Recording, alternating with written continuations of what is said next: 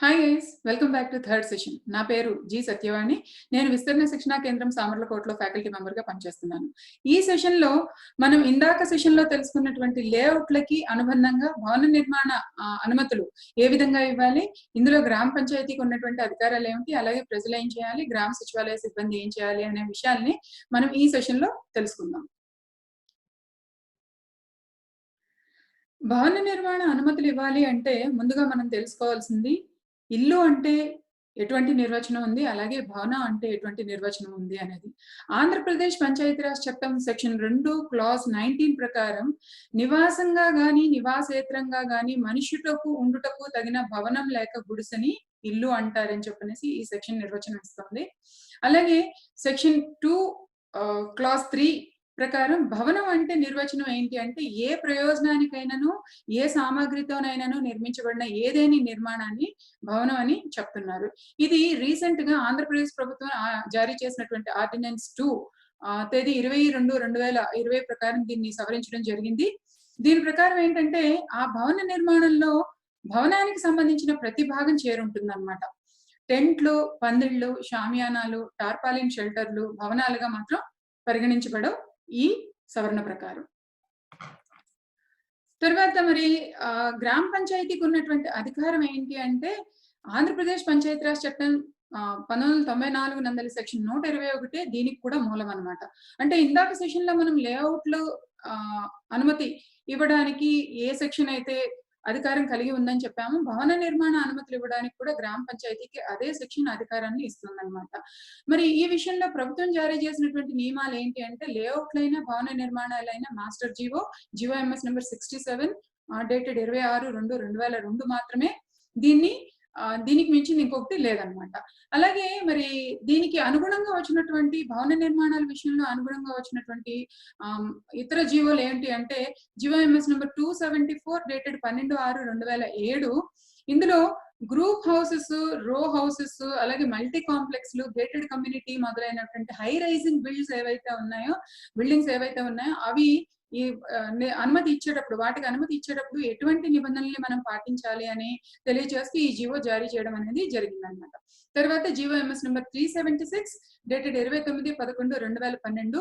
ఈ జీవో ప్రకారం ఏంటి అంటే ప్రజలు అనుసరించేటటువంటి మతపరమైనటువంటి నిర్మాణాలు అంటే దేవాలయాలు కానీ, చర్చిలు కానీ, మసీదులు కానీ ఇవి నిర్మించేటప్పుడు ఎవరు పర్మిషన్ ఇవ్వాలి, ఎక్కడి నుంచి అనుమతి తీసుకోవాలి అనే విషయాల్ని ఈ జీవోలో తెలియజేయడం జరిగిందనమాట.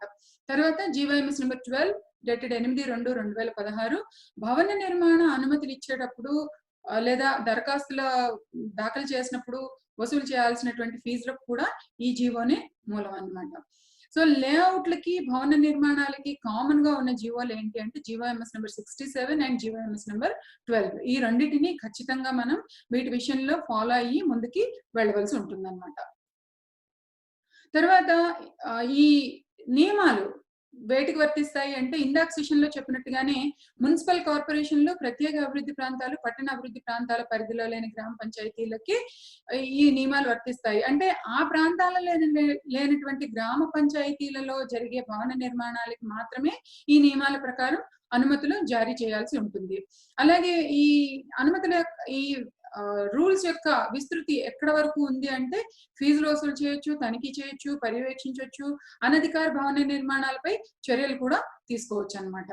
మరి భవన నిర్మాణాలకి దరఖాస్తు చేయడానికి ఎవరు అర్హులు అంటే గ్రామ పంచాయతీ పరిధిలో భవన నిర్మాణం లేదా ఇంటి నిర్మాణం చేపట్టేటటువంటి ప్రతి ఒక్కరూ కూడా భవన నిర్మాణ అనుమతి గ్రామ పంచాయతీ నుంచి పొందవలసినటువంటి అవసరం, బాధ్యత కూడా వారిపై ఉంది. అలాగే ఒకవేళ వారు దరఖాస్తు చేయకుండా నిర్మాణం కనుక మొదలు పెట్టినట్టయితే గ్రామ పంచాయతీ తరఫున పంచాయతీ కార్యదర్శి అటువంటి నిర్మాణాలని గమనించి ఆ ఇంటి యజమానులకి గ్రామ పంచాయతీకి దరఖాస్తు చేసుకోవాల్సినటువంటి అవసరాన్ని వివరించవలసిన బాధ్యత కూడా పంచాయతీ కార్యదర్శిపై ఉందన్నమాట. మరి భవన నిర్మాణాలని ఎటువంటి ప్రదేశాల్లో అంటే ఎటువంటి స్థలాలలో మనం అనుమతించవచ్చు అంటే గ్రామకంఠం భూములు, వ్యవసాయ భూములు, డిటిసిపి అనుమతి పొందిన లేఅవుట్ భూములు, పారిశ్రామిక మరియు నివాసేతర స్థలాల్లో ఈ భవన నిర్మాణాన్ని మనం అనుమతించవచ్చు. అయితే డీటీసీపీ అనుమతి లేని స్థలాల్లో భవన నిర్మాణాలకి ఎట్టి పరిస్థితిలోనూ అనుమతి ఇవ్వరాదు. భవన నిర్మాణాలకి అనుమతి ఇచ్చేటప్పుడు సాంకేతిక అనుమతులు పొందాల్సిన అవసరం ఉందా? ఒకవేళ ఉంటే గనక ఎవరి నుంచి పొందాలి? అంటే ఈ ఇప్పుడు మనం డిస్కస్ చేయబోయే అంశాల విషయంలో భవన నిర్మాణాలు చేపట్టేటప్పుడు ఖచ్చితంగా సాంకేతిక అనుమతులనేవి district, town and country planning వారి నుంచి ఖచ్చితంగా పొందాల్సి ఉంటుందన్నమాట. ఏ ఏ సందర్భాలలో అంటే 3 ఫ్లోర్లు లేదా 9 మీటర్లకు మించి నిర్మాణం జరిపే అన్ని భవనాలు, కాంప్లెక్స్‌లు, సినిమా హాల్స్, పెట్రోల్ బంకులు, ఎల్‌పీజీ స్టోరేజ్ గోడౌన్స్, సెల్లార్లు, స్టిల్ట్ నిర్మాణాలు మొదలైనటువంటి అన్ని నిర్మాణాల విషయంలోనూ, అలాగే అన్ని వ్యాపార వాణిజ్య భవనాల విషయంలోనూ కూడా డీటీసీపీ వారి నుంచి తప్పనిసరిగా సాంకేతిక అనుమతులు పొందాల్సిన అవసరం ఉందన్నమాట. అదేవిధంగా జీవోఎంఎస్ నెంబర్ 274లో చెప్పబడినటువంటి గేటెడ్ కమ్యూనిటీ, రో హౌసింగ్, గ్రూప్ హౌసింగ్, అలాగే మల్టీ కాంప్లెక్సెస్ లేదా హై రైజ్ బిల్డింగ్స్ ఏవైతే ఉన్నాయో వాటన్నిటి విషయంలో కూడా ఈ డీటీసీపీ వారి నుంచి తప్పనిసరిగా సాంకేతిక అనుమతులు తీసుకోవాల్సినటువంటి బాధ్యత ప్రజలపై, అలాగే వాటి నుంచి సక్రమంగా అనుమతులు వచ్చేలాగా చూసుకోవాల్సిన బాధ్యత గ్రామ పంచాయతీపై కూడా ఉందన్నమాట.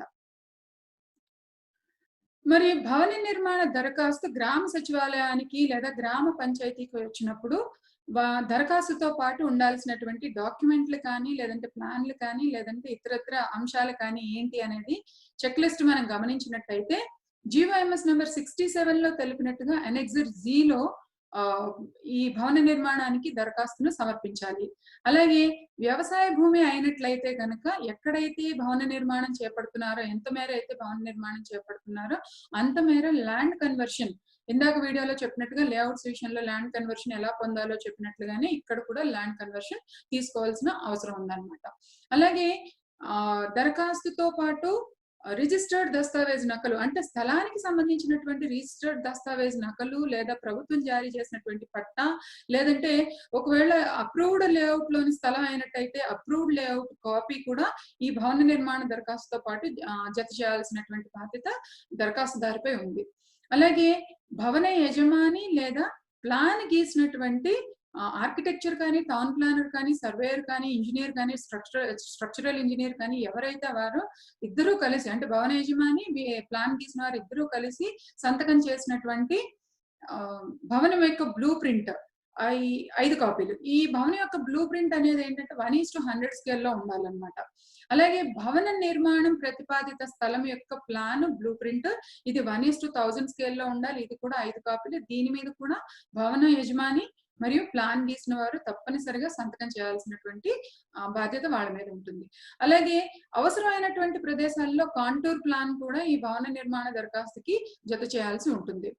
తర్వాత లేఅవుట్ ప్లాన్ వేసినటువంటి టౌన్ ప్లానర్ కానీ, సర్వేయర్ కానీ, ఆర్కిటెక్చర్ లేదా స్ట్రక్చరల్ ఇంజనీర్ యొక్క లైసెన్స్ కాపీ, అంటే ఈ బిల్డింగ్ ప్లాన్ ఎవరైతే వేస్తారో వారి యొక్క లైసెన్స్ కాపీ ఏదైతే ఉందో ఆ లైసెన్స్ కాపీ కూడా ఈ భవన నిర్మాణ దరఖాస్తుకి జత చేయాలి. అలాగే దరఖాస్తుతో పాటు జీఓఎంఎస్ నెంబర్ 12లో తెలిపిన ఫీజుల మేరకు భవన నిర్మాణ అనుమతి ఫీజును కూడా చెల్లించి ఆ రసీదును కూడా దీంతో జతపరచవలసి ఉంటుందన్నమాట.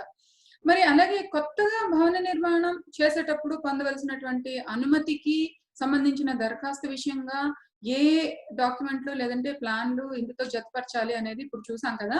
మరి తర్వాత భవనాన్ని విస్తరిస్తున్నప్పుడు, అంటే ఎక్స్టెన్షన్ చేస్తున్నప్పుడు, లేదంటే ఆల్రెడీ ఉన్న భవనాన్ని తొలగించి దాని స్థానాల్లో కొత్త భవనం కడుతున్నప్పుడు మరి ఏం చేయాలి, ఎటువంటి డాక్యుమెంట్స్ గ్రామ పంచాయతీకి సమర్పించాలి అంటే గతంలో తీసుకున్నటువంటి భవన నిర్మాణ అనుమతి ఉత్తర్వులు ఏవైతే ఉన్నాయో అవి, ప్రస్తుతం వరకు చెల్లించబడినటువంటి ఇంటి పన్ను రసీదు, అలాగే ఇప్పుడు కొత్తగా నిర్మించబడుతున్నటువంటి భవనం తాలూకు బ్లూ ప్రింట్ ఏదైతే ఉందో దాని మీద భవన యజమాని ప్లస్ ప్లాన్ గీసిన వ్యక్తి ఇద్దరు కలిసి సంతకం చేసినటువంటి బ్లూ ప్రింట్ 5 కాపీలు, 1:100 స్కేల్లో గీసినటువంటి బ్లూ ప్రింట్ 5 కాపీలు కూడా దీంతో పాటు పునరుద్ధరణ కోసం ఇచ్చేటటువంటి దరఖాస్తులో జత చేయాల్సినటువంటి బాధ్యత దరఖాస్తుదారుపై ఉంటుంది. అది సరిచూసుకోవాల్సినటువంటి బాధ్యత పంచాయతీ కార్యదర్శిపై ఉంటుందన్నమాట. మరి వీటితో పాటు ఇంకా ఏమైనా డాక్యుమెంట్స్ జతపరచాల్సి ఉంటుందా దరఖాస్తుదారు అంటే అవసరమైన సందర్భాలలో, అంటే హై రైజ్ బిల్డింగ్స్ లేదంటే గ్రూప్ హౌసెస్, రో హౌసెస్, గేటెడ్ కమ్యూనిటీస్ ఇట్లాంటివి కన్‌స్ట్రక్షన్ చేస్తున్నప్పుడు రాష్ట్ర విపత్తులు మరియు అగ్నిమాపక శాఖ వారి నుంచి ఖచ్చితంగా నిరభ్యంతర ధృవపత్రం లేదా నో అబ్జెక్షన్ సర్టిఫికేట్ దీంతో పాటు జతపరచవలసి ఉంటుంది. అలాగే ఇందాక లేఅవుట్ స్థలాల గురించి చెప్పుకున్నప్పుడు ఒక విషయం ఏదైతే చెప్పుకున్నామో అంటే airport authority and defence authorities గురించి ఏదైతే చెప్పుకున్నామో ఇక్కడ కూడా వారికి సంబంధించినటువంటి స్థలాల ప్రక్కన భవన నిర్మాణం జరుగుతున్నప్పుడు కూడాను వారి దగ్గర నుంచి మనం నిరభ్యంతర ధృవపత్రం లేదా నో అబ్జెక్షన్ సర్టిఫికేట్ అనేది ఖచ్చితంగా తీసుకొని భవన నిర్మాణ దరఖాస్తుతో పాటు జతపరచవలసి ఉంటుంది. మరి భవన నిర్మాణ దరఖాస్తుతో పాటు చెల్లించవలసిన ఫీజు వివరాలు ఏంటి అంటే జీవోఎంఎస్ నెంబర్ 12లో చెప్పినట్టుగా కేటగిరీ 1 అండ్ కేటగిరీ 2 పంచాయతీలు ఇందాకే చెప్పుకున్నాం. కేటగిరీ 1 అంటే మాస్టర్ ప్లాన్ పరిధిలోని పంచాయతీలు, మండల హెడ్ క్వార్టర్ పంచాయతీలు, 10,000 జనాభా పైబడినటువంటి గ్రామ పంచాయతీలు ఏవైతే ఉన్నాయో ఇవన్నీ కూడా కేటగిరీ 1లోకి వస్తాయి. మిగతా పంచాయతీలన్నీ కూడాను కేటగిరీ 2లోకి వస్తాయి అన్నమాట. సో భవన నిర్మాణ అనుమతికి సంబంధించినటువంటి ఫీజుల విషయంలో సెమీ పర్మనెంట్ లేదా తాటాకు ఇల్లు గనక నిర్మించుకుంటున్నట్టయితే ఫస్ట్ కేటగిరీ పంచాయతీలలో నిర్మాణం ఒక్కింటికి ₹100 చొప్పున వసూలు చేయాలి. అలాగే సెకండ్ కేటగిరీ పంచాయతీల్లో ఈ నిర్మాణాలకి ఎటువంటి రుసుము వసూలు చేయాల్సినటువంటి అవసరం లేదు. తర్వాత శాశ్వత నివాస భవనం గనక కన్‌స్ట్రక్షన్ చేస్తున్నట్టయితే చదరపు మీటర్ ఒకటికి ₹20 లేదా కనిష్టంగా ₹200 అనేది కేటగిరీ 1 పంచాయతీల్లోను, చదరపు మీటర్ ఒకటికి ₹2 లేదా కనిష్టంగా ₹200 అనేది కేటగిరీ 2 పంచాయతీల్లోను వసూలు చేయాల్సి ఉంటుందన్నమాట. తర్వాత శాశ్వత నివాసేతర భవనాల విషయంలో చదరపు మీటర్ ఒకటికి ₹40 లేదా కనిష్టంగా ₹2,000 అనేది కేటగిరీ 1 పంచాయతీల్లోను, చదరపు మీటర్ ఒకటికి ₹8 లేదా కనిష్టంగా ₹400 అనేది కేటగిరీ 2 పంచాయతీల్లోనూ వసూలు చేయాల్సి ఉంటుంది. అలాగే అనుమతించబడిన భవన నిర్మాణ ప్లాన్ కాపీ అంటే గ్రామ పంచాయతీ సమావేశం జరిగి భవన నిర్మాణ అనుమతి ఉత్తర్వులు జారీ చేసేటప్పుడు ప్లాన్ యొక్క బ్లూ ప్రింట్ ని కూడా ప్రొసీడింగ్స్ తో పాటు ఇవ్వాల్సి ఉంటుంది. కాబట్టి అలా అనుమతించబడినటువంటి భవన నిర్మాణ ప్లాన్ ఇచ్చేదానికి కూడా ఒక్కొక్క దానికి ₹100 చొప్పున వసూలు చేయాల్సి ఉంటుంది. ఇది 2 కేటగిరీల్లోనూ ఒకే విధంగా ఉందన్నమాట. సో భవన నిర్మాణ అనుమతి దరఖాస్తు మనకి వచ్చినప్పుడు అది ప్రపోజ్ చేసినటువంటి బిల్డింగ్ అంటే ప్రతిపాదిత నిర్మాణ భవనం ఏదైతే ఉందో ఆ భవనం ఈ కేటగిరీలో ఏ కేటగిరీలో పడుతుందో చూసి దాని ప్రకారం ఫీజు అనేది క్యాలిక్యులేట్ చేసి దరఖాస్తుదారు దగ్గర నుంచి వసూలు చేయవలసి ఉంటుంది. తర్వాత ఇతర ఫీజులు ఏం కట్టించుకోవాలి అంటే బిల్డింగ్ అప్లికేషన్ లేదా అనెక్సర్ అండ్ ఇతర అనెక్సర్లు ఏమైనా పంచాయతీ నుంచి జారీ చేసినట్టయితే ఒక్కొక్క దానికి ₹20 చొప్పున కేటగిరీ 1 పంచాయతీల్లో, కేటగిరీ 2 పంచాయతీలో ₹10 చొప్పున వసూలు చేయాల్సి ఉంటుంది. అలాగే అనభ్యంతరకరమైనటువంటి ఆక్రమణలు ఏవైనా ఉన్నట్టయితే ఈ అనభ్యంతరకరమైన ఆక్రమణలు అనేది ఎవరు చెప్పాలి అంటే గ్రామ పంచాయతీ నిర్ణయించాలి. అది అభ్యంతరకరమైన ఆక్రమణ లేక అనభ్యంతరకరమైన ఆక్రమణ అనేది గ్రామ పంచాయతీ నిర్ణయించాల్సి ఉంటుందన్నమాట. అనభ్యంతరకరమైనటువంటి ఆక్రమణల విషయంలో చదరపు మీటర్ ఒక్కింటికి ₹2 చొప్పున కేటగిరీ 1 పంచాయతీల్లోనూ, కేటగిరీ 2 పంచాయతీలో చదరపు మీటర్ ఒక్కింటికి ₹1 చొప్పున వసూలు చేయాల్సి ఉంటుంది.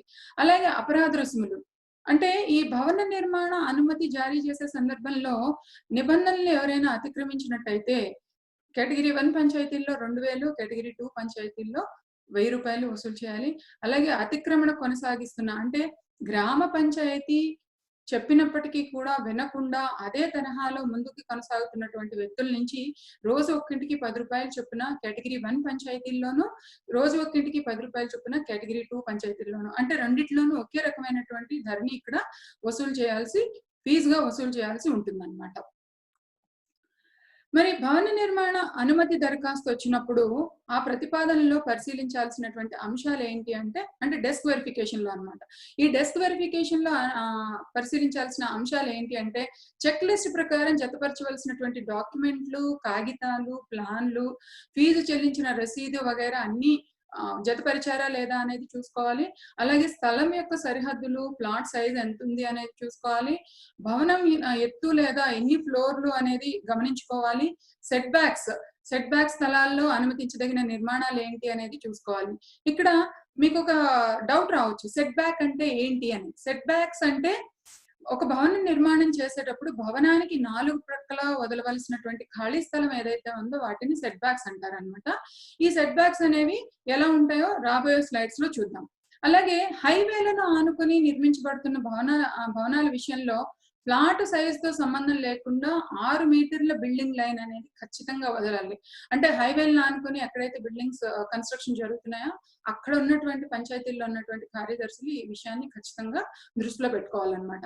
అలాగే కార్నర్ ప్లాట్ విషయంలో భవనం ముందు వైపు ఉండే సెట్ బ్యాక్ మొత్తం అన్ని వైపులా ఉండేలాగా జాగ్రత్త వహించాలి. అంటే కార్నర్ ప్లాట్ అంటే 2 రోడ్ల కూడలి అంటే కోణాకారంలో వచ్చేటటువంటి అంటే ఈ కోణంలో వచ్చేటటువంటి ప్లాట్ ఏదైతే ఉంటుందో ఇటువంటి ప్లేసెస్ లో వచ్చేటటువంటి ప్లాట్ ఏదైతే ఉంటుందో ఆ ప్లాట్ విషయంలో దాన్ని కార్నర్ ప్లాట్స్ అంటామన్నమాట. అటువంటి ప్లాట్స్ విషయంలో ఖచ్చితంగా సెట్ బ్యాక్స్ అనేవి భవనానికి అన్ని వైపులా అంటే వెనుక వైపు ఎంత వదిలారో ముందు వైపు ఎంత వదిలారో వెనుక వైపు అన్ని పక్కలా కూడా అంతే ఉండేలాగా చూసుకోవాలన్నమాట. ప్లాట్ సైజ్ ఇక ఇందాక చెప్పాను కదా ఇందాక స్లైడ్ లో భవన నిర్మాణం అనుమతి ఇచ్చేటప్పుడు ప్లాట్ సైజ్ ఖచ్చితంగా చూసుకోవాలి అని అనుకున్నప్పుడు నివాస అర్హత కలిగిన అపార్ట్మెంట్లు కాంప్లెక్స్లకి పర్మిషన్ ఇచ్చేటప్పుడు ఖచ్చితంగా ప్లాట్ సైజ్ 335 మీటర్ల కంటే తక్కువ మాత్రం ఎట్టి పరిస్థితుల్లోనూ ఉండకూడదు, అది గమనించుకోవాలి. అలాగే గ్రౌండ్ ఫ్లోర్ ప్లస్ 2 ఫ్లోర్లు లేదా అంతకు మించిన ఎత్తుతో నిర్మించే నివాసేతర పారిశ్రామిక భవనాలకు ఉండవలసినటువంటి ప్లాట్ సైజ్ 300 చదరపు మీటర్లు. అంతకు మించి తక్కువ ఉంటే అటువంటి నిర్మాణాలకి మనం అనుమతి ఇవ్వకూడదు. అలాగే రోడ్డు సౌకర్యం ఎంత ఉండాలి. భవన నిర్మాణాలకి అనుమతి ఇచ్చేటప్పుడు భవనానికి ముందు గాని వెనుక గాని పక్క గాని వెళ్ళేటటువంటి రోడ్ల విషయంలో ఎంత వెడల్పు ఉండాలి అంటే గనుక గ్రామ కంఠం పరిధిలో గనుక భవన నిర్మాణం అనుమతి జారీ చేయడానికి ప్రతిపాదన వచ్చినట్టయితే గ్రామ కంఠం పరిధిలో ఖచ్చితంగా రోడ్డు వెడల్పు 3.6 మీటర్లు లేదా 10 అడుగులు ఖచ్చితంగా ఉండాలి. అలాగే రెవెన్యూ సర్వే నంబర్లలో అయితే 10 మీటర్లు లేదా 33 అడుగులు ఖచ్చితంగా రోడ్డు వెడల్పు అనేది మెయింటైన్ చేయాలి, ఉండేలాగా జాగ్రత్త వహించాలి. అన్ని నివాసేతర భవనాల విషయంలో 12 మీటర్ల వెడల్పు లేదా 40 అడుగుల వెడల్పు రోడ్డు ఉండేటట్టుగా మనం జాగ్రత్తలు వహించాలి. తర్వాత అనుమతించదగిన భవన నిర్మాణం ఎత్తు మేజర్ గ్రామ పంచాయతీలో గాని మైనర్ గ్రామ పంచాయతీలో గాని పనిచేసేటటువంటి పంచాయతీ కార్యదర్శులు ఎంత ఎత్తు వరకు వారు అనుమతి జారీ చేయవచ్చు, భవన నిర్మాణానికి అనుమతి జారీ చేయవచ్చు అని మనం చూసినప్పుడు మేజర్ గ్రామ పంచాయతీల్లో అయితే కనుక గ్రామ కంఠం పరిధిలో కనుక స్థలం ఉన్నట్టయితే G+2 floors equal to 9 metres height అన్నమాట. అలాగే మైనర్ గ్రామ పంచాయతీల్లో కూడా సేమ్ రేషియో ఉంది, G+2 floors which is equal to 9 meters. Next revenue survey numbers వచ్చేటప్పటికి మేజర్ గ్రామ పంచాయతీలలో G+3 ఫ్లోర్లు కలిగిన నివాస భవనాలకు 13 మీటర్ల ఎత్తు మించకుండా చూసుకోవాలి. అలాగే G+4 ఫ్లోర్లు కలిగిన నివాసేతర భవనాలకు 15 మీటర్ల ఎత్తు మించకుండా చూసుకోవాలి. మరి మైనర్ గ్రామ పంచాయతీలకు వచ్చేటప్పటికి రెవెన్యూ సర్వే నంబర్లలో G+3 ఫ్లోర్లు కలిగిన నివాస భవనాలకు కూడా 13 మీటర్ల హైట్ మించకుండా చూసుకోవాలన్నమాట. ఇక సెట్ బ్యాక్స్ విషయానికి వస్తే మేజర్ గ్రామ పంచాయతీల్లో గ్రామ కంఠం పరిధిలో ఉన్నటువంటి స్థలాలు అయితే కనుక భవనం ముందు వైపు 1.5 మీటరు వెనుక వైపు 2 మీటర్ల వెడల్పు గల ప్లేస్ ని ఖచ్చితంగా వదలాల్సినటువంటి అవసరం ఉంటుంది. అలాగే రెవెన్యూ సర్వే నంబర్ల పరిధిలో ఉన్నటువంటి స్థలాలకైతే కనుక ప్లాట్ సైజ్ ఆధారంగా ఈ సెట్ బ్యాక్స్ అనేవి వదలాల్సి ఉంటుంది. అది నెక్స్ట్ స్లైడ్ లో చూద్దాం. మరి మైనర్ గ్రామ పంచాయతీలకు వచ్చేటప్పటికి గ్రామ కంఠం పరిధిలో భవనం ముందు వైపు 1.5 మీటరు వెనుక వైపు 1 మీటరు ఖచ్చితంగా ఈ స్థలాన్ని వదిలేసి ఇంటి నిర్మాణం చేయాలి. రెవెన్యూ సర్వే నంబర్ల పరిధిలో కనుక భవన నిర్మాణం జరుగుతున్నట్టయితే ముందు వైపు 3 మీటర్లు వెనుక వైపు 2 మీటర్లు అటు ఇటు అంటే పక్క వైపు అటు ఇటు 1.5 మీటర్ ఖచ్చితంగా వదిలేసి భవన నిర్మాణం అనేది చేపట్టాలన్నమాట.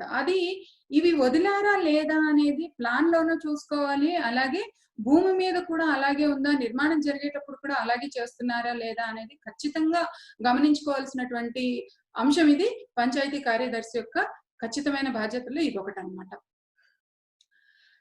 మేజర్ గ్రామ పంచాయతీలో రెవెన్యూ సర్వే నంబర్లకి సంబంధించినటువంటి ప్లాట్స్ అయితే కనుక ఇవి అనుమతించదగినటువంటి సెట్ బ్యాక్స్. అంటే 50 చదరపు మీటర్ల వరకు ప్లాట్ సైజ్ ఉన్నట్టయితే minimum set backs road side అయితే కనుక 0.75 మీటర్స్, బ్యాక్ వైపు ఏమి వదలక్కర్లేదు, అలాగే సైడ్ కూడా ఏమి వదలక్కర్లేదు. 51 నుంచి 100 చదరపు మీటర్ల వరకు ఉన్నటువంటి ప్లాట్ అయితే కనుక ముందు వైపు రోడ్డు వైపు 1 మీటరు వెనుక వైపు 1 మీటరు పక్కల అర మీటర్ చొప్పున వదలాలి. అలాగే 101 నుంచి 150 మీటర్ల వరకు ఉన్నటువంటి 150 చదరపు మీటర్ల వరకు ఉన్నటువంటి ప్లాట్ అయితే కనుక ముందు వైపు 1.5, వెనుక వైపు 1.5, అటు ఇటు 1 మీటర్ చొప్పున వదలాలి. 151 నుంచి 300 చదరపు మీటర్ల విస్తీర్ణం ఉన్నటువంటి ప్లాట్ అయితే గనక 1.5 ముందు వైపు, 2 మీటర్లు వెనుక వైపు, అలాగే అటు ఇటు కూడా 2 మీటర్లు వదలాలి. 301 నుంచి 500 చదరపు మీటర్ల విస్తీర్ణం కలిగినటువంటి ఫ్లాట్స్ విషయంలో ముందు వైపు 3 మీటర్లు, వెనుక వైపు 2 మీటర్లు, అటు ఇటు 2 మీటర్లు ఖచ్చితంగా వదలాలన్నమాట.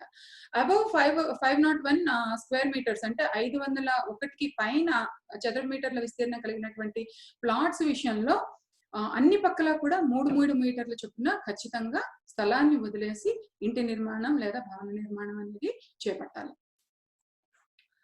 మరి పార్కింగ్ కోసం స్థలం కేటాయించాలా అవసరం లేదా? ఏదైనా భవన నిర్మాణం చేస్తున్నప్పుడు లేదా భవన నిర్మాణానికి అనుమతి ఇస్తున్నప్పుడు పార్కింగ్ కొరకు స్థలం కేటాయించారా లేదా అనేది మనం గమనించాలా అంటే ఖచ్చితంగా గమనించాలన్నమాట. దీనికి సంబంధించి నిర్దిష్టమైనటువంటి నియమ నిబంధనలు ఉన్నాయి. అవి చూసినట్టయితే నివాస భవనాల యొక్క కాంప్లెక్స్లు, హోటల్స్, రెస్టారెంట్లు, లాడ్జ్లు, సినిమా హాల్స్, వ్యాపార భవనాలు, వాణిజ్య భవనాలు, కళ్యాణ మండపాలు, కార్యాలయాల దగ్గర అయితే ఖచ్చితంగా భవన నిర్మాణం ప్రతిపాదించిన స్థలం ఏదైతే ఉందో అటువంటి స్థలాల్లో మొత్తం స్థలంలో 20% పార్కింగ్ అవసరాలకి కేటాయించాలి. అలాగే ఆసుపత్రులు, సంస్థాగత భవనాలు, పారిశ్రామిక పాఠశాలలు, కాలేజీలు మరియు ఇతర విద్యా సంబంధిత భవనాలకు వచ్చేటప్పటికి మొత్తం స్థలంలో 10% స్థలాన్ని పార్కింగ్ అవసరాల కోసం ఖచ్చితంగా కేటాయించాలి. అలాగే భవన నిర్మాణ అనుమతి జారీ చేసేటప్పుడు పంచాయతీ కార్యదర్శి మరొక ముఖ్యమైన విషయాన్ని దృష్టిలో పెట్టుకోవాలి. అలాగే అది ఖచ్చితంగా ఫుల్ఫిల్ చేసేలాగా భవన యజమాని ఫుల్ఫిల్ చేసేలాగా కూడా బాధ్యత తీసుకోవాలి. మరి ఆ నిర్మాణం ఏంటి అంటే వర్షపు నీటి సేకరణ నిర్మాణం లేదా రెయిన్ వాటర్ హార్వెస్టింగ్ స్ట్రక్చర్స్ అంటున్నాం. ఇది ఎందుకు ఇప్పుడు భవన నిర్మాణ అనుమతుల విషయంలో ఖచ్చితంగా కంపల్సరీ చేశారు అంటే మనందరికీ తెలిసిన విషయమే, భూగర్భ జలాల స్థాయి ఎక్కడికక్కడ పడిపోవడం కారణంగా రాబోయే భవిష్యత్ తరాల వారికి నీటి నిల్వలు అందుబాటులో ఉండవు అన్న ఉద్దేశంతో వారికి నీటి నిల్వల్ని అందుబాటులోకి తీసుకురావాలన్న ఉద్దేశంతోనే భవన నిర్మాణ అనుమతుల్ని చేపట్టేటప్పుడు ఖచ్చితంగా వర్షపు నీటి సేకరణ నిర్మాణాలు కూడా భవన యజమాని చేపట్టేటట్టుగా ఇక్కడ గ్రామ పంచాయతీ తరఫున పంచాయతీ కార్యదర్శి ఖచ్చితంగా బాధ్యత వహించాలి. మరి వర్షపు నీటి నిల్వ ప్రతి నూతన భవన నిర్మాణ అనుమతితో పాటు ఈ నిర్మాణం కూడా తప్పనిసరి చేయాలి. అలాగే గుంటలు లేదా కందకాలు లేదా వీలుని బట్టి రెండింటిని ప్రతి 100 చదరపు మీటర్ల రూఫ్ టాప్ ఏరియాకు ఏర్పాటు చేయాలి. భూస్వరూపం ఆధారంగా అంటే అక్కడ ఉన్నటువంటి భూమి స్వరూపం లేదా స్వభావం ఆధారంగా గుంట సైజు 1.2 మీటర్స్ వెడల్పు, 1.2 మీటర్ల పొడవు ఉండి లోతేమో 2 నుండి 2.5 మీటర్లు ఖచ్చితంగా ఉండేలాగా చూసుకోవాలి. అలాగే కందకం అయితే కనుక కందకం సైజు 0.6 మీటర్స్ వెడల్పు, అలాగే 2 నుండి 6 మీటర్ల పొడవు, 1.5 లేదా 1.5 నుండి 2 మీటర్ల లోతు ఉండేలాగా ఖచ్చితంగా చూసుకోవాలన్నమాట. ఖాళీ స్థలాన్ని ఏం చేయాలంటే పై మట్టి పొర ఏదైతే ఉందో దాన్ని తొలగించి మామూలు ఇసుకను నింపడానికి కూడా ఖాళీ స్థలం ఉండేలాగా చూసుకోవాలి.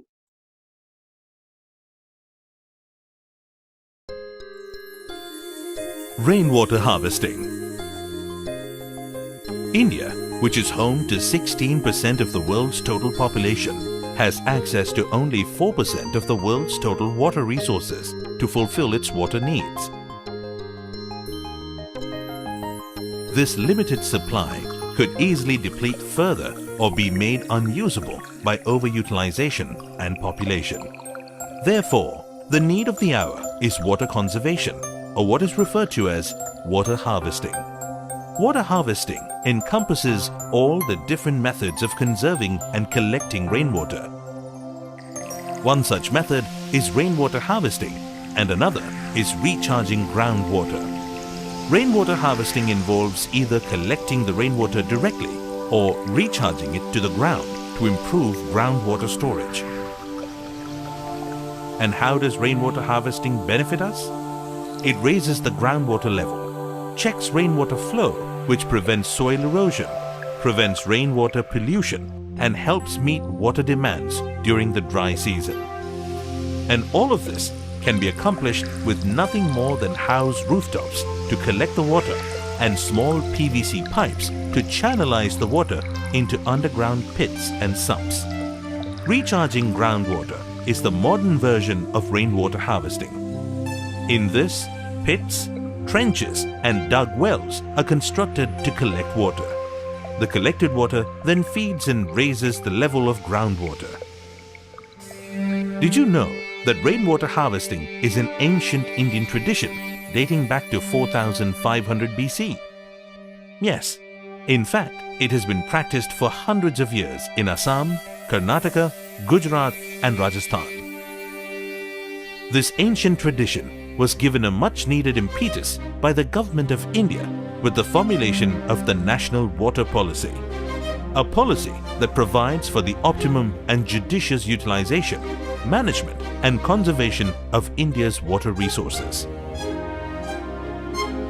The aim of this policy is to link river basins and then transfer water from one basin to another for the optimum use of the available water.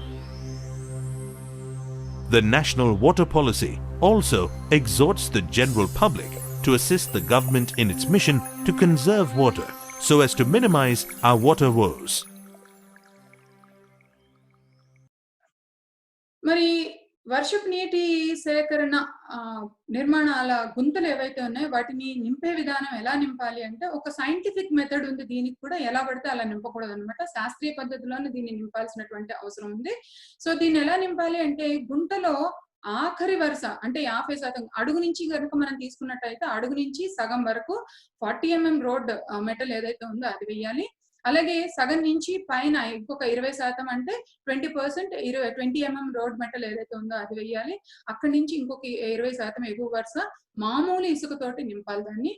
గుంటలో పైన 10% ఖాళీగా వదిలేసి వర్షపు నీరు మొత్తం ఈ గుంటలోకి వచ్చి చేరేలాగా ఏర్పాటు చేయాలి. అంటే భవనానికి సంబంధించి డాబా గనక అయితే ఆ డాబా నుంచి కలెక్ట్ అయ్యేటటువంటి మొత్తం వర్షపు నీరు పైపుల ద్వారా ఈ వర్షపు నీటి సేకరణ నిర్మాణంలోకి వచ్చి చేరేలాగా ఏర్పాటు చేయాలన్నమాట.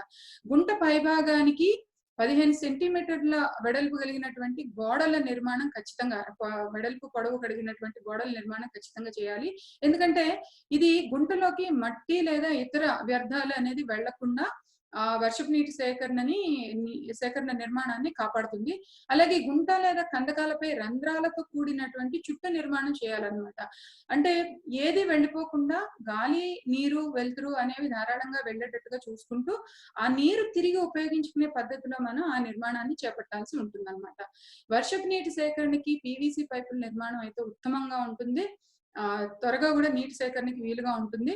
ఇకపోతే ఫిల్టరింగ్ ట్యాంక్ నిర్మాణానికి వచ్చేటప్పటికి 1x1x1 మీటర్ పరిమాణం కలిగినటువంటి ఫిల్టరింగ్ ట్యాంక్ నిర్మాణం ఈ వర్షపు నీటి సేకరణ నిర్మాణాలతో పాటు చేయవలసి ఉంటుంది.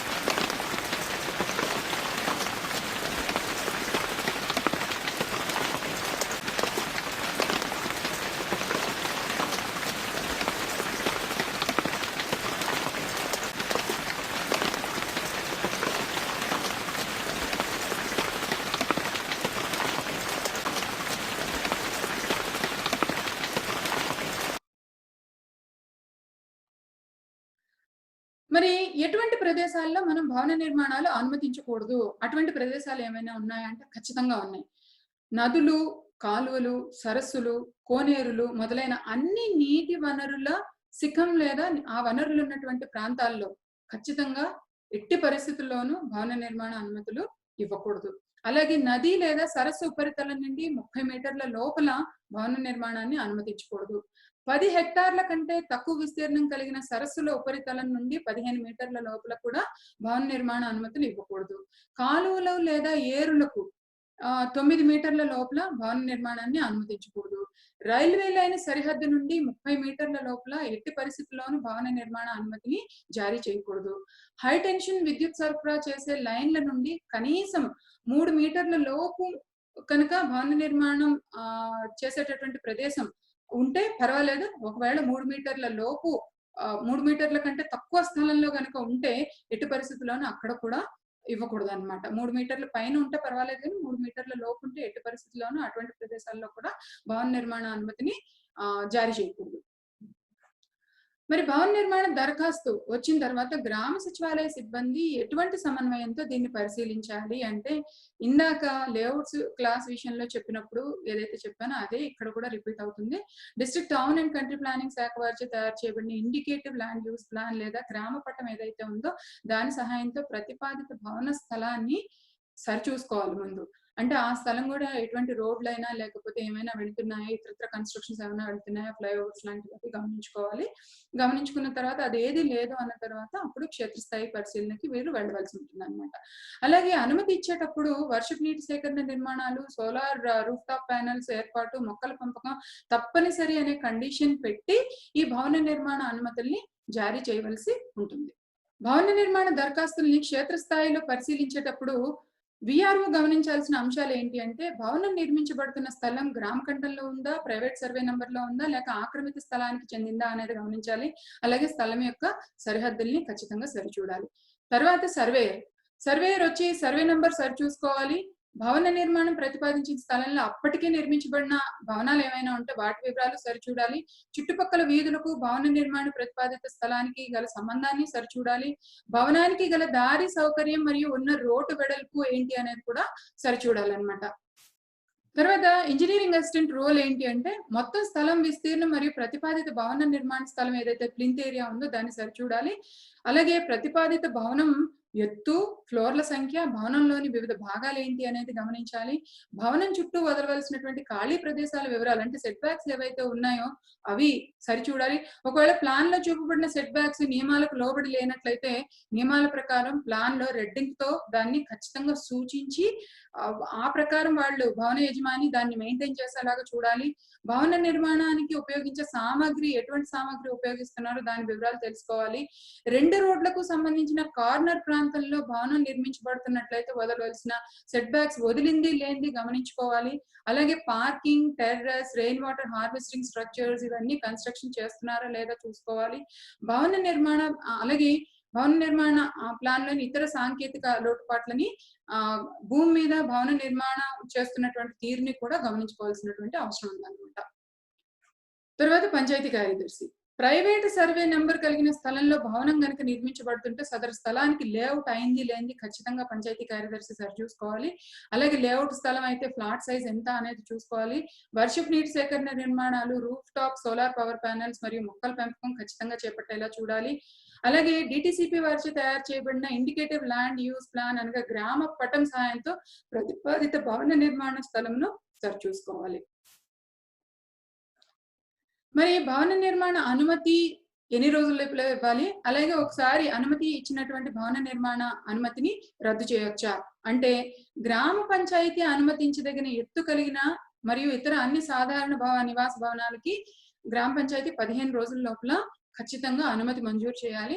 అలాగే G+3 ఫ్లోర్స్ మైనర్ గ్రామ పంచాయతీల్లో అయితే, మేజర్ గ్రామ పంచాయతీలో అయితే G+4 ఫ్లోర్లు, ఆ పైన నిర్మాణాలకు గోడౌన్లు, సినిమా హాళ్లు, పెట్రోల్ బంకులు, రైస్ మిల్లులు, మల్టీ స్టోరేడ్ భవనాలు, గేటెడ్ కమ్యూనిటీలు, రో హౌసింగ్ మరియు గ్రూప్ హౌసింగ్ భవనాలకు district town and country planning వారి సాంకేతిక అనుమతి పొంది 30 రోజుల లోపల భవన నిర్మాణ అనుమతిని గ్రామ పంచాయతీ జారీ చేయాల్సి ఉంటుందన్నమాట. పంచాయతీ కార్యదర్శి లేదా తత్సంబంధిత అధికారి లేదా పై అధికారులు ఎవరైనా సరే డిపిఓతో సహా భవన నిర్మాణ అనుమతిని ఏ సందర్భంలోనైనా రద్దు చేయొచ్చు. అంటే ఇచ్చినటువంటి భవన నిర్మాణ అనుమతి సరిగా లేదని భావించిన సందర్భాల్లో, లేదంటే ఇచ్చినటువంటి అనుమతికి విరుద్ధంగా భవన నిర్మాణం జరుపుతున్నటువంటి సందర్భాల్లోని ఈ అనుమతిని రద్దు చేయవచ్చు. అలాగే భవన నిర్మాణ పనులలో నాణ్యత మరియు రక్షణ చర్యలకు దరఖాస్తుదారులే బాధ్యత వహించాలి. అక్కడ ఈ సాంకేతిక నిండినటువంటి భవనాల నిర్మాణ విషయంలో కూలీల విషయం గాని, లేదంటే అక్కడ సంరక్షణ విషయాలు గాని ఖచ్చితంగా భవన యజమానులు జాగ్రత్తలు తీసుకోవాల్సి ఉంటుందన్నమాట. మరి భవన నిర్మాణం అనుమతి ఇచ్చిన తర్వాత పూర్తి చేయటం కాల పరిమితి ఎంత ఉందా అంటే ఉంది. 2 సంవత్సరాల లోపల ఖచ్చితంగా భవన నిర్మాణాన్ని పూర్తి చేయాలి. ఇన్ కేస్ 2 సంవత్సరాల లోపల గనక భవన నిర్మాణాన్ని పూర్తి చేయనట్టయితే దరఖాస్తు చేసే సమయంలో చెల్లించినటువంటి మొత్తం ఫీజులో కేటగిరీ 1 పంచాయతీల్లో అయితే 30% ఫీజు, కేటగిరీ 2 పంచాయతీల్లో అయితే 20% ఫీజు చెల్లించి తిరిగి భవన నిర్మాణ అనుమతిని పునరుద్ధరింప చేసుకోవచ్చు. అలాగే అనుమతించబడినటువంటి భవన నిర్మాణ ప్లాన్ లో మార్పులు చేర్పులు చేసించో మరలా అనుమతి పొందాలి. అంటే మళ్ళీ గ్రామ పంచాయతీకి ఎనెక్సర్జీ ప్లాన్లు ఇవన్నీ కూడా కలిపి ఆ ప్రతిపాదనల్ని ఇచ్చి క్రమ మార్గంలో సాంకేతిక అనుమతులు అవసరమైన సందర్భాల్లో డిటిసిపి వారి నుంచి అనుమతులు తీసుకుని అలాగే గ్రామ పంచాయతీ కూడా అనుమతిని జారీ చేయాల్సి ఉంటుందన్నమాట. సో మార్పులు చేర్పులు వచ్చిన ప్రతి సందర్భంలో కూడాను తిరిగి దరఖాస్తుదారు ఆ చేసినటువంటి మార్పులు చేర్పులకు ఖచ్చితంగా మరలా అనుమతి పొందాలి. మరి భవన నిర్మాణ అనుమతుల నుంచి మినహాయించబడిన భవనాలు ఏమైనా ఉన్నాయా అంటే ఉన్నాయి. ఇప్పుడు మనం చెప్పుకోబోయే లిస్ట్ ఏదైతే ఉందో ఆ లిస్ట్ లో ఉన్నటువంటి అంశాలన్నిటికీ కూడా భవన నిర్మాణ అనుమతి గ్రామ పంచాయతీ ఇవ్వాల్సినటువంటి అవసరం లేదు. రైల్వేలు, జాతీయ, రాష్ట్ర, జిల్లా ప్రధాన రహదారులు, జిల్లా మరియు మండల పరిషత్ గ్రామ పంచాయతీలు చేపట్టే భవన నిర్మాణాలు, నీటి మార్గాలు, పోర్టులు, వాయు మార్గాలు మరియు ఎయిర్పోర్ట్లు, రక్షణ శాఖ నిర్మాణాలు, ప్రజోపయోగం నిమిత్తం చేపట్టే ఏ నిర్మాణానికైనా సరే భవన నిర్మాణ అనుమతి ఇవ్వాల్సినటువంటి అవసరం లేదు. ఇవన్నీ కూడా వాటి నుంచి మినహాయించబడ్డాయి. మరి ఇక లాస్ట్కి వచ్చి అనధికార భవన నిర్మాణాలు, వాటి అనుమతుల సంగతి ఏంటి? ఇందాక చెప్పుకున్నాము లేఅవుట్లు, వాటి అనుమతుల గురించి. అలాగే ఆఖరిలో అనధికార లేఅవుట్లు అంటే ఏంటి, వాటి అనుమతులు ఎలా జారీ చేయాలనేది చెప్పుకున్నాం కదా. అలాగే ఇక్కడ కూడా అనధికార భవన నిర్మాణాలు అంటే గ్రామ పంచాయతీ యొక్క అనుమతి పొందకుండా లేదా సాంకేతిక అనుమతి అవసరమైన సందర్భాల్లో డిటిసిపి వారి నుండి అనుమతి పొందకుండా చేపట్టే నిర్మాణాలు ఏవైతే ఉన్నాయో అవన్నీ కూడా అనధికార భవన నిర్మాణాల కిందకి వస్తాయన్నమాట. మరి ఇటువంటి అనధికార భవన నిర్మాణాలు చేసేటప్పుడు వాటిని ఏమైనా రెగ్యులరైజ్ చేయడానికి లేదా క్రమబద్ధీకరించడానికి అవకాశం ఉందా అంటే జిఓఎంఎస్ నంబర్ 12 లో తెలిపిన విధంగా అపరాధ రుసుములు చెల్లించినట్లయితే వాటిని క్రమబద్ధీకరించడానికి అవకాశం ఉందన్నమాట. కేటగిరీ 1 అండ్ కేటగిరీ 2 పంచాయతీలు సేమ్ పునాది స్థాయిలో ఉంటే, అంటే ఎవరైనా దరఖాస్తు చేయకుండా చేస్తున్నటువంటి భవన నిర్మాణం కనుక పునాది స్థాయిలో ఉన్నట్టయితే కేటగిరీ 1 పంచాయతీలలో నివాస భవనాలు అయితే 1000 రూపాయలు, నివాసేతర భవనాలు అయితే 2000. అదే కేటగిరీ 2 పంచాయతీల్లో అయితే నివాస భవనాలు అయితే 500, నివాసేతర భవనాలు అయితే 1000 రూపాయల చొప్పున వసూలు చేయాలి.